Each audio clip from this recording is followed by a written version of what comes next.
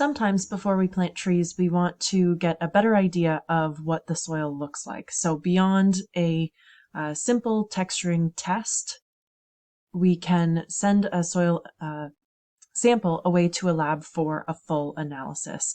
And not everything on the analysis will impact our trees or our site selection, but there are some important things worth noting here. So on this particular lab, they give us this chart and we can see whether these items fall in the range of high, good, medium, low, or very low. So we can see, what is limiting in our soil and what maybe is excessive in our soil as well. So we go through a lot of things on here. We're not going to cover all of them, but we have organic matter at 5%, which is good.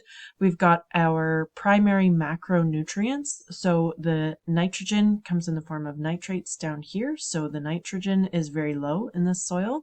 The phosphorus is also very low, and potassium, our third macronutrient needed in high amounts by trees, is in the medium level.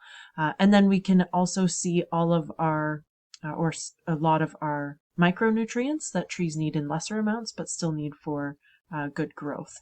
The other things we have on here are we have the pH of our soil. So at 8.5, this pH is pretty high, so that will limit some of our nutrient uptake for trees.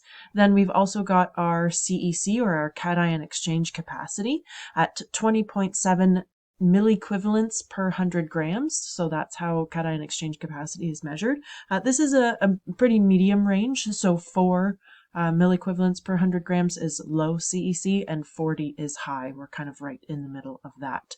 We can also see our general fertility index of the soil is also low. And, when we put all of this together for this particular soil type, we can see that it could definitely generally benefit from some sort of amendment, which we'll cover in a little bit.